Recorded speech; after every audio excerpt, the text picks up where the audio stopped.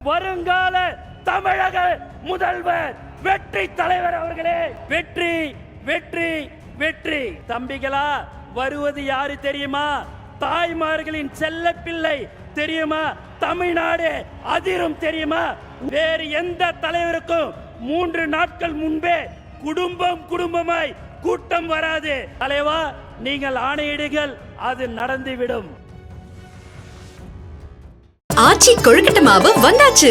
ஆச்சி கொழுக்கட்டை மாவிற்கு கொழுக்கட்டை அச்சை கேட்டு வாங்குங்கள். மரியாதைக்குரிய பெரியோர்களே, தாய்மார்களே,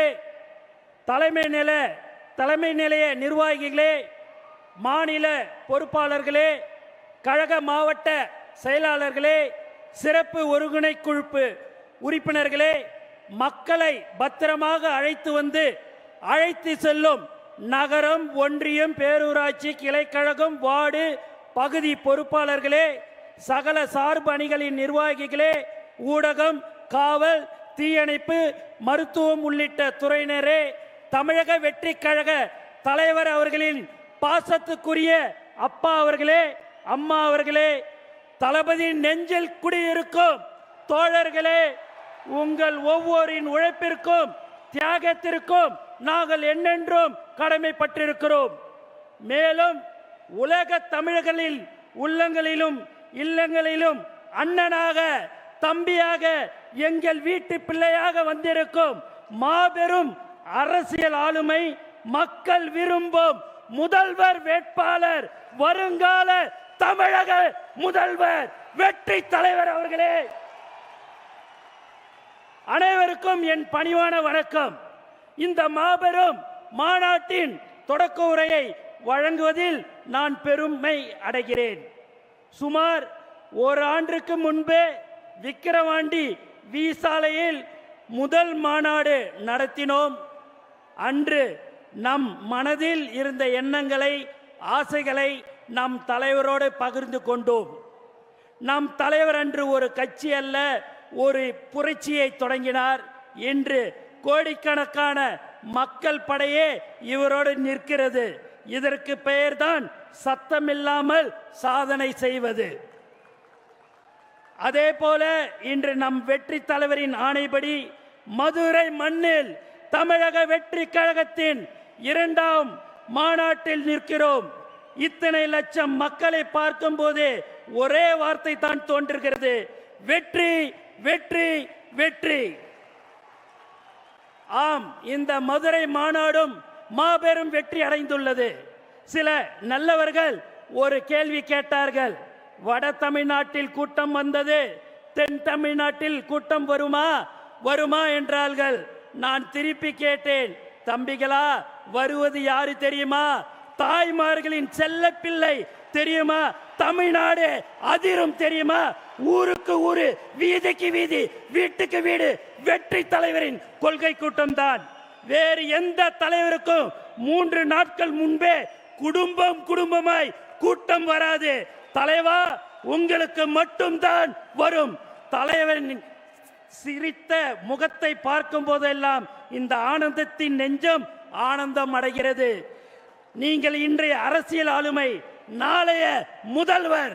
உங்கள் பின்னால் நிற்பது பாசத்துக்குரிய கட்டுப்படும் ராணுவ படை. இப்படை நோக்கின் எப்படை வெல்லும். இன்றைய மாநாடு நாம் அடுத்து செய்ய போகும் வேலைகளுக்கு ஒரு வழிகாட்டியாக அமையும். தலைவரின் ஆணைகளை நாம் நிறைவேற்றுவோம். தமிழ் அரசியலில் மாபெரும் சாதனைகளை படைப்போம். நமக்கு தலைவரின் வார்த்தைகளே வேதம், தலைவரின் சொல்லே மந்திரம். தலைவா, நீங்கள் ஆணையிடுங்கள், அது நடந்துவிடும். கழகத்தின் கண்மணிகளே, நாம் இன்னும் வேகமாக வேலை பார்க்க வேண்டும். வேர்வை நதியில் குளிக்க வேண்டும். மக்கள் மனங்களை வெல்ல வேண்டும். நம் லட்சியம் ஒன்றுதான்: இந்த மண்ணும் மக்களும் நல்ல முறையில் வாழ வேண்டும். அதற்கு நம் தலைவர் தான் நாட்டை ஆள வேண்டும்.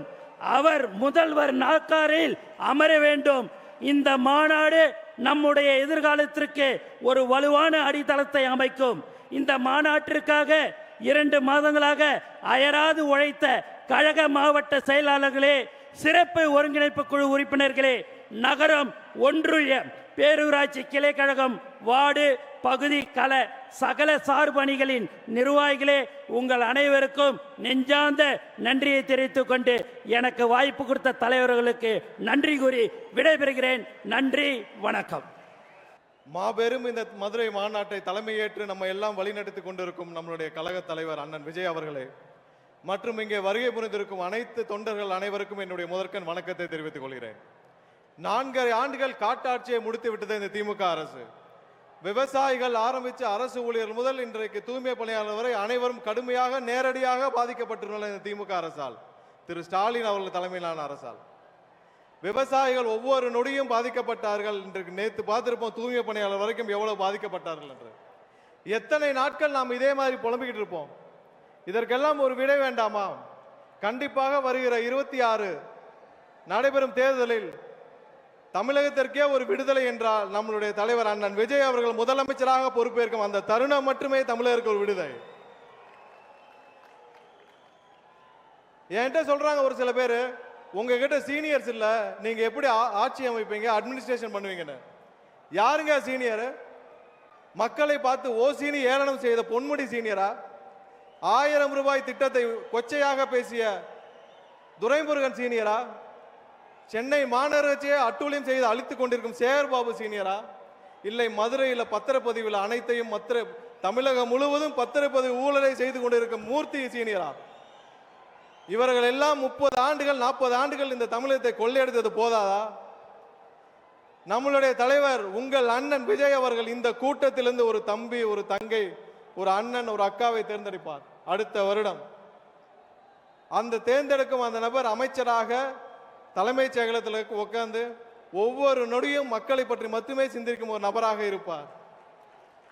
என்ன பெரிய சீனியர்? அப்படி என்ன பெரிய சீனியர்? ஒருத்தருக்கும் இங்க இருக்கிற துறையை பத்தி எதுவுமே தெரியாது. ஆனால் நம் தலைவர் அண்ணன் விஜய் அவர்கள் தேர்ந்தெடுக்கும் இங்க இருக்கிற ஒரு தம்பி, தங்கை, அண்ணன், அக்கா அவர்கள் 3 வாரத்தில் அந்த துறையை பற்றி தெரிந்து கொள்வார். 4 வாரத்திலிருந்து என்ன செயல் திட்டம்னு முடிவு பண்ணி டெலிவர் பண்ண ஆரம்பிப்பார். நாட்டை பற்றி சிந்திக்கும் ஒரு நபர் கண்டிப்பாக அமைச்சரவையில் உட்கார வைக்கணும்னா அது அண்ணன் விஜய் அவர்களால் மட்டுமே முடியும். என்னிடம் ஒருவர் கேட்டார், நம்ம ஊர்ல வேலை பார்க்குற ஒரு அக்கா கேட்டுச்சு ஒரு 3 மாசத்துக்கு முன்னாடி, அண்ணா எலெக்ஷன் அப்ப கட்சிக்காரங்கெல்லாம் காசு கொடுப்பாங்க, அதெல்லாம் வாங்கிட்டு விஜய்க்கு ஓட்டு போட்டா அவங்களுக்கு தெரிஞ்சிருமான்னு. அப்பதான் ஒரு விஷயம் எனக்கு புரிஞ்சுது. 3 மாசத்துக்கு முன்னாடியே தமிழகத்துடைய அக்கா மாதிரி தாய்மார் மாதிரி பல பேர் தயாராகிட்டாங்க. ஒரு விஷயம் மக்களே, நீங்கள் யாருக்கு வாக்களிக்க போகிறீர்கள் என்பது உங்களை தவிர வேற யாருக்கும் தெரியாது. ஏழை மக்களை மிரட்டி 500 1000க்கு வாங்க முடியும் என்று நினைப்பவர்கள் யாராலும் இனிமேல் அதை செய்ய முடியாது. தமிழக வெற்றி கழகம் ஒரு கட்சி மட்டுமல்ல, அது ஒரு தலைமுறைக்கான எமோஷன். 40-50 ஆண்டுகளுக்கு அப்புறம் இந்த தலைமுறையே மாற்றி அமைக்க போகும் எமோஷன், அடுத்த தலைமுறையை காப்பாற்ற போகும் ஒரு எமோஷன். இந்த தருணத்தை விட்டால் அதுக்கப்புறம் நம்ம யாராலும் மீண்டும் இந்த தருணத்தை கொண்டு வர முடியாது. கடைசியாக ஒண்ணே, அடுத்த வருடம் தமிழகம் முழுவதும் வெற்றி பேரணியில் திளைக்கும் பொழுது, தமிழகம் முழுவதும் வெற்றியாக அண்ணன் விஜய் அவர்கள் முதலமைச்சராக பொறுப்பேற்ற பிறகு, அதுதான் உண்மையான தமிழக மக்களுடைய வெற்றி பேரணி. அந்த வெற்றி பேரணியை தமிழகம் முழுவதும் திளைக்கும் பொழுது அந்த வெற்றி மாநாடு இதே மதுரையில் வைக்க வேண்டும் என்று தலைவர் அவர்களிடம் உங்கள் சார்பாக நான் கோரிக்கை வைத்து இந்த வாய்ப்பை வழங்கிய தலைவருக்கும் உங்கள் அண்ணனுக்கும் என்னுடைய நன்றியை தெரிவித்துக் கொண்டு விடைபெறுகிறேன். நன்றி, வணக்கம். ஆச்சி கொழுக்கட்டை மாவு வந்தாச்சு. ஆச்சி கொழுக்கட்டை மாவிற்கு கொழுக்கட்டை அச்சை கேட்டு வாங்குங்கள்.